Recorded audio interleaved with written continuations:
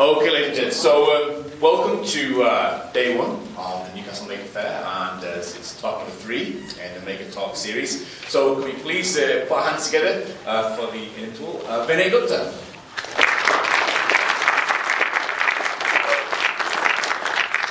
So I have a question for you to start with, which is, how many worlds are there? One. That's a good answer. 7.5 billion, one per person, possibly. Lots of different ways you can see it. How many flags are there? One per country, right? Why is there no flag for the whole world? Why do we not have anything that represents the entire Earth, which is commonly used? There are lots of flags for different countries. There are lots of flags for different organisations which, represent the whole of the world in theory, like the UN. But there are actually no flags in common use that represent the world as a whole, or that represent humanity as a whole. And this is because we don't really have any global politics. We've got enormous numbers of global problems, but we don't really have anybody that's in the business of global solutions. And if you've got a situation where you've got lots of global problems, but nobody is in the business of global solutions, you're going to have a problem.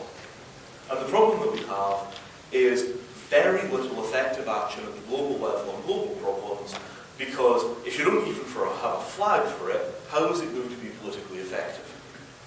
We're in a situation where all of the entities represented by flags, right up to the UN, are defending the thing that their flag represents, but there is no overall social, technical, political movement to handle the world's problems for the world's sake, or the world's problems for the future's sake.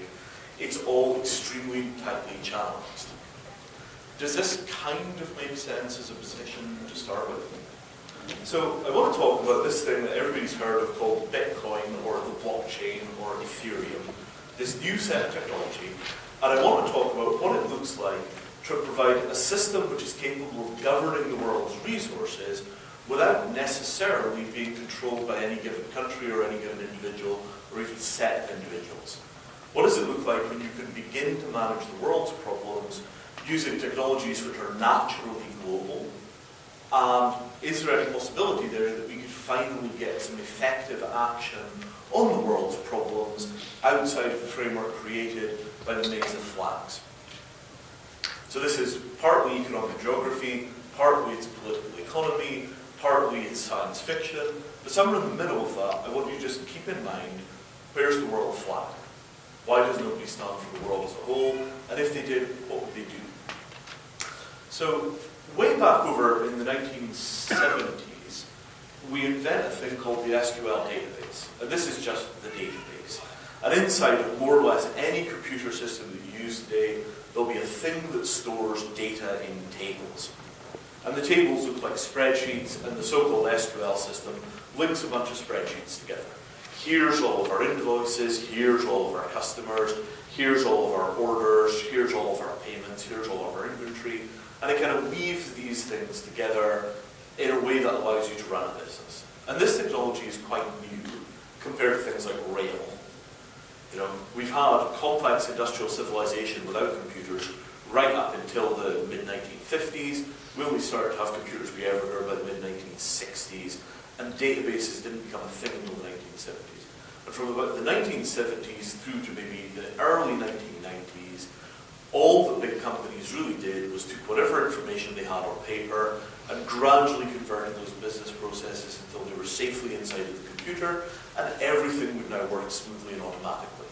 And companies lost a lot of flexibility as they went, because there wasn't so much of a making a note in the corner of the ledger saying that this stuff has to be delivered on Thursday. So there was a lot more rigid, performance-oriented stuff.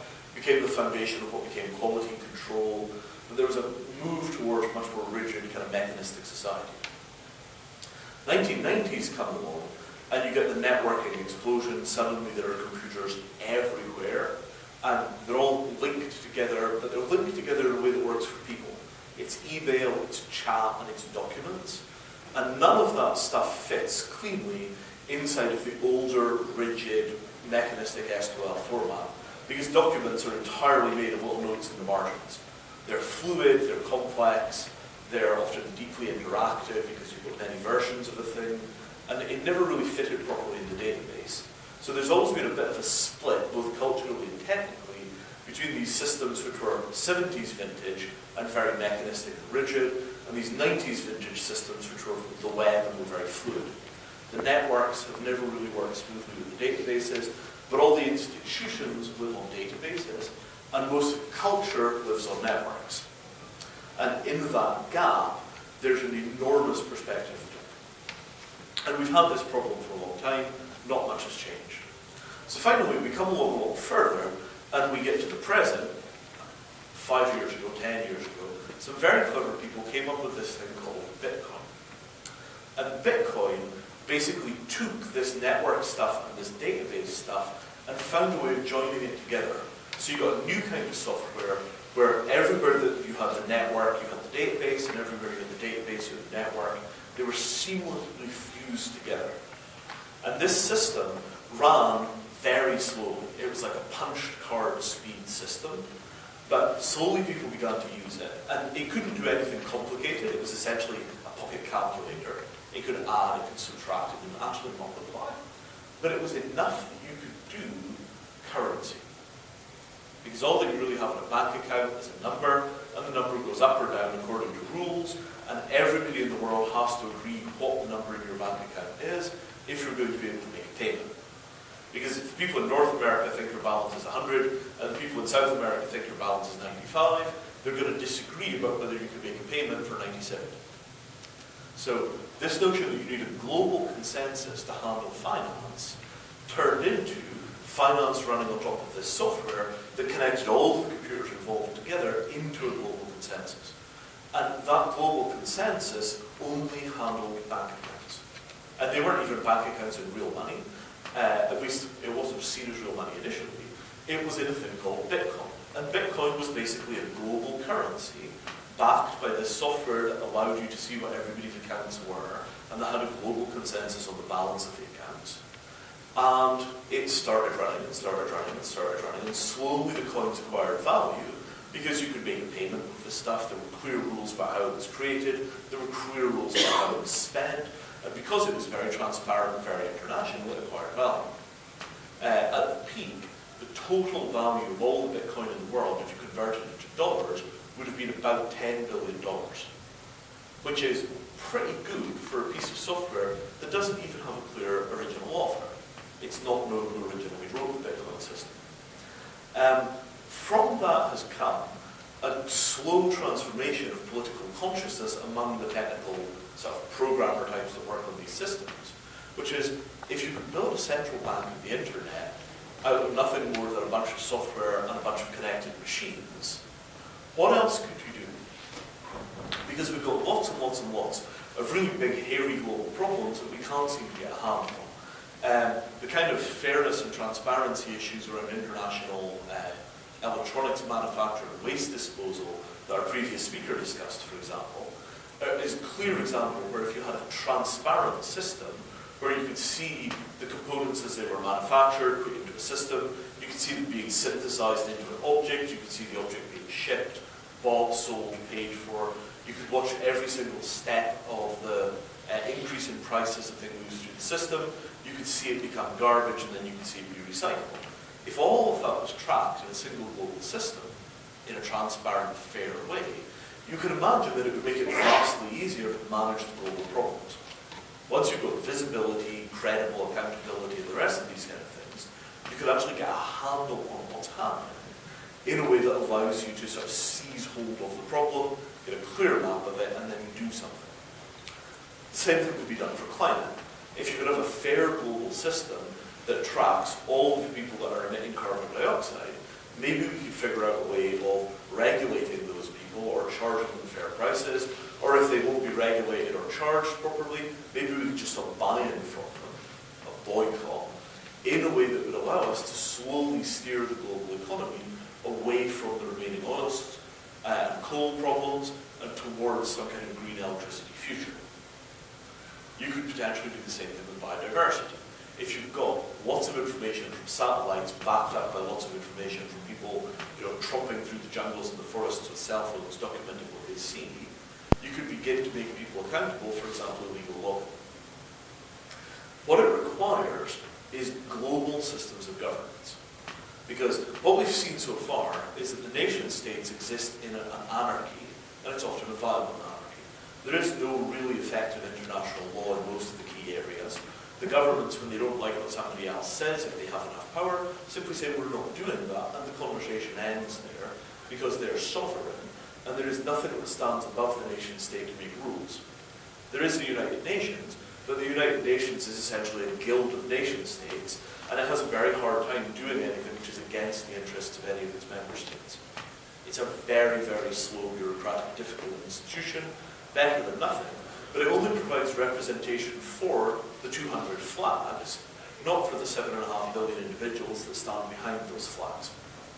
And in this world, if you never offend anybody, you never get anything done, and the United Nations is not very good at offending people, particularly nation states or large corporations. So, if we are to get a genuinely effective system of global governance, we need to be able to agree on what the facts are, and we need to be able to agree on what the rules are. Science gives us a reasonably good way of getting hold of objective facts. It's by no means perfect, but it's the best instrument we have. It could be politicized, it could be distorted by funders, in some cases it could even be made illegal, but in general, there's a fairly good consensus about most of the measurable phenomena. If you want an observation, generally speaking, scientists can get you one. Interpretation of that is a very different question, but if you just want the fact, if it can be measured, we can measure it accurately. On the other hand, figuring out what is acceptable to the world is a much harder question. Because although we talk about democracy as if democracy was an unbridled good thing, nobody's talking seriously about global democracy.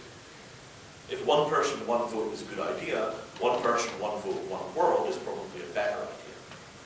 For the things that affect all human beings, shouldn't there be voting for everybody?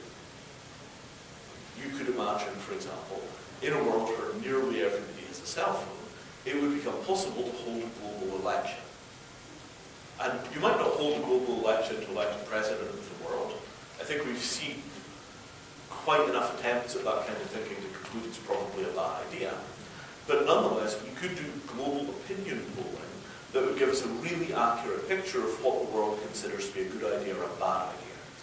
And the nature of opinion polls is that you don't necessarily have to ask every single question in the world every question to get a statistically reasonable answer about what the world as a whole thinks. So if you're in a position where you're doing a global opinion poll, if 90% of the world are against something, you could figure that out with a sample of maybe 100 million people. The closer it is to 50-50, the larger the sample you need. But oftentimes, you don't need to know whether it's 51-49 or 49-51. Simply knowing that the world is deeply divided on the issue is enough. So you don't necessarily need accuracy. In the cases where it's marginal, the fact that it's marginal is in itself all the data you need. Because we're not talking about absolute power, what we're talking about is a really deep understanding of global public opinion. And there are power blocks inside of global public opinion, which are very large and quite monolithic. So there are religious groups which share a set of common values, there are political groups which share a set of common values, there are nation states which have very strong education systems that give their citizens a particular picture of the world and block out other pictures of the world. All of those kind of blocks become very easy to survey because you know from these people's belief systems what it is that they will say when you ask them the questions. So you can make relatively sparse use of survey in the cultures where it's actually hardest to get an honest opinion. It becomes easy because of the regimentation and the rigidity. Even very light access to data will give you enough of the picture to be able to make a decision about what these people in aggregate would say if you asked all of them individually. How do you keep those systems fair? If we were going to do this kind of global survey work to understand what global public opinion is, how do you know that it's not being manipulated? And you come back to our old friend, the blockchain. So the same underlying technology that makes up Bitcoin is going through extremely rapid evolution. More or less every bank in the world has a project working on these technologies. Many of the governments, I myself am talking to maybe half a dozen countries at various degrees of intensity about how they might be able to use these systems to run a more fair and transparent government. So we could see in only a year or two, I think it is literally a year or two, a sufficiently robust technical system that would allow you to do global survey work to gauge global public opinion in a way where it was very hard to contest the results of those opinion polls. I don't think it's robust enough for internet voting in the sense of direct transfer of political authority to the person who gets elected. I think that we are a long way away from that, and it's probably a bad idea even so. But for this kind of notion that you could figure out global public opinion and then use that as a way of encouraging governments and corporations to do what the world wants rather than what they perceive to be good for them in the short run, I think these systems are secure enough statistically significant sample as possible, because what you need is a blockchain and a cell phone. And the blockchains are pretty much universal. There are many different systems. The one that I work with most is called Ethereum. I work for a company called Consensus that builds products on Ethereum. But I think that you could see that it could be one of 50 technologies 5 or 10 years from now. So what happens in the world if the entire human race has the ability to express its opinions clearly? A single global survey where the questions can asked become answered. What I'd like to think would happen in such a world is that we could begin a real global dialogue about what the world wants. Not what the flags want, not what the individuals want, but what all of us together agree on, at least in principle, is necessary. And many of the problems that affect us most deeply in the next 100 years are problems which are inherently global. Everything to do with climate is fundamentally a global situation. And I think that it's likely we're going to do okay in terms of getting rid of the last remaining carbon, because solar panels and wind have become so cheap and so abundant. Something like 50 or 60% of the installed energy in America last year was green energy. We're simply no longer putting in all the heavy coal and oil infrastructure we used to. The fracking bubbles are going to run out.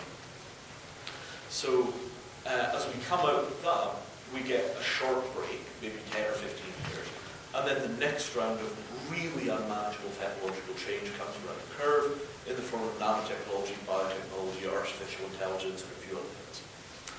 All of those are global issues because they affect everybody. If you genetically engineer some new kind of food which will grow anywhere, even in salt water, it's not going to stay in one country, this stuff will spread everywhere.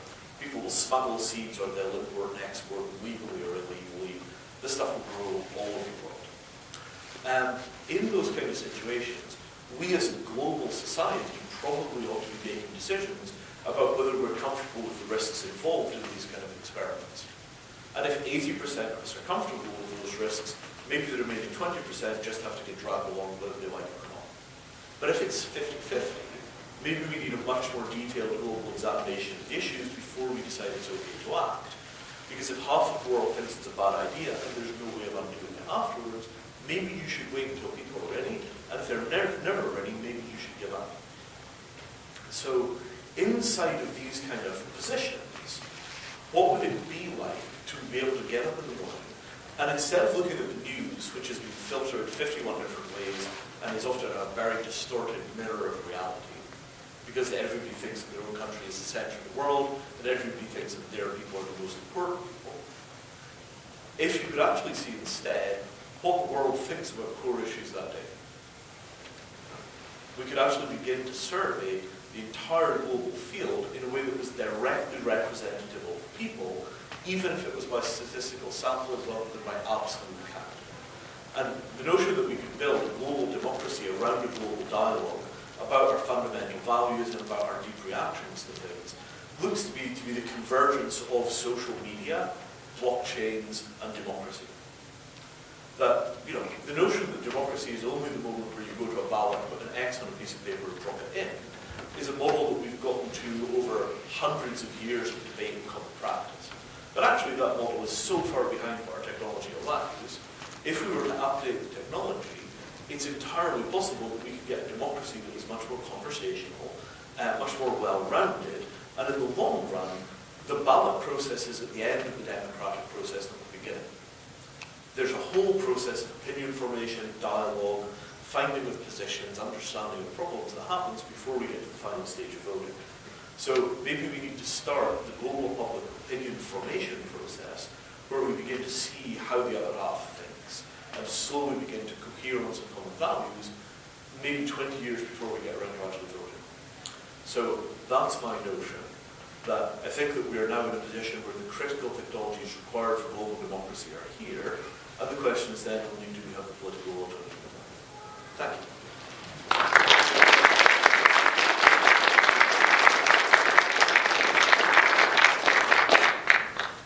Awesome. So, maybe I'll press the wrong button. There we go. I think that's about it. Okay, there we go. If anyone's got any questions, then we've got a few minutes to field them now, and I'll try and make my way across as best as I can to you with the microphone. We'll have to pass I it. think my voice is loud enough. Okay, that's fine. Then you can do that. One question. Do you see any barriers to this new technology? By who? So there are lots of barriers to using blockchains in the financial services industry. Because anything that involves money or stocks, shares, equity, selling securities to the public, anything like that is heavily regulated. Largely because when it was unregulated, say in the 1920s, there were enormous numbers of really damaging scams, people got taken for a ride, and it was really bad for individuals and the economy as a whole. However, if you're not using these technologies tightly inside of financial services, they're unrestricted. Nobody really minds what you do with this stuff. It's only when you're using it inside of those kind of areas. The other problem, I think, is that we'd be kind of shocked if we knew how the rest of the world saw things. So when you begin to understand that Europe had 500 years of intellectual upheaval and a lot of associated violence before we got to this thing that you would call modernity or post-modernity, before we got into the kind of moral law we have now. When you go to cultures that haven't gone through that intellectual upheaval, their perspective is often very hard to understand. So I think that we would be shocked by how much the world still has very traditional values and what those traditional values are. However, this is a very delicate balance because a lot of what came along with this modernization of thinking in the West was colonialism and imperialism. And those things are very much European-driven phenomena, at least in the last millennium. Other cultures did that stuff, but they did it from a fundamentally different understanding. Things like divine right of kings. So I think that we would have a real educational struggle to begin to understand how the world really sees itself and see each other. And that might be much harder than dealing with the regulators. Thank you. Right. Any more questions? Oh, we'll do one, two. We'll come across here. If there's Bitcoin and there's other ones that are trying to put out there as well, I mean, it's going to take so long to decide on which one. Who is it that actually makes the decision? And how long will that take? So if you're working on something like survey, you don't necessarily have to have a single system. As long as everybody publishes, a list of basically how many people were asked and where they were asked and how they were asked, you could have half a dozen systems running simultaneously, and the results would probably be pretty easy to compare with each other because you have the evidence from which the statistical calculations of opinion have been done. So it's not that we necessarily have to settle on a single technology and then lock everything to that technology. Anything that has this kind of global, reliable property would be good enough computer technology to run the statistics on. Last question. I'll be fast. So, given everything you're saying, I think it's going to happen. I think we're going to get there. It might not happen tomorrow, but it's going to happen because of the resources on our planet. What I'm concerned about is violence, and violence against populations that are in locations that might not necessarily have the ability to control the outcome of kind of online public behaviors, right? So if you think about women, when you think about their position globally, it's actually very tenuous. And what would happen if you could see that, 65 or 70 or 80% of the women, world didn't think that women should have some of the rights they have? Like, how would you begin to address that, and what would those structures look like? Yes. So this is possibly the hardest problem in the world. I kind of was glossing this in the earlier question, but now that it's right on the table. One of the things that we have to decide is whether modern cultures have a right to impose their values at the point of the sword on traditional cultures. And we've had several centuries in which exporting values of the West to other cultures at the point of the sword was normative. Right? I mean, you know, the notion that you went with the Bible under the gun and converted the heathens, you know, that took war to the very ends of the earth. The question then is, are we willing to wage a similar war over human rights? And if so, which set of human rights? So, for example, the Saudis are in control of one of the UN human rights panels. And a lot of people think this is absurd because they're still executing people on a very much daily basis. But then so are the Americans. The problem is, if we have global representation, we're going to have to deal with global public opinion, and a lot of it looks really, really bad to very small educated liberal elites in Western countries. So we're faced with a choice of humanitarian imperialism or getting the program global democracy. And I think that within the educated white liberal elites, we haven't really come to terms with the fact that the vast majority of the world simply disagree with us. And we have to then decide whether we're going to impose these values on people even though they disagree with us, or whether we're going to give people self-determination and accept that a lot of them have beliefs that we got rid of hundreds of years ago. And, you know, inside of the space that we're in, where is the room for that debate? I don't think anybody's ready to talk about it, but if we're going to have global representation, we have to be able to make peace with the fact that a lot of people disagree with us about things that we consider to be universal norms. And then the question is, are we to be the ones who lead? If they choose not to follow and they go some other way, are we going to force them? Do we even have the capability to force them? But what we don't have is any kind of deep, sophisticated political discourse about that issue. Right? You know, it's such a delicate area and it's only just coming over the horizon. We don't even have, you know, groups of people with settled opinions on it. It's kind of political mush. We haven't done the analysis. So my hope would be that over time, as this stuff comes over the horizon, we could get our political scholars out of kind of 200 years of debate about left, right, and internal politics inside of European countries, and we can begin to build vibrant political discourse about global governance and globalism and global values. But it's a hard question. I have no real opinion yet. Big questions. I enjoyed it. But I'm afraid that's all the time we have. But please give another massive round of applause for Vinny.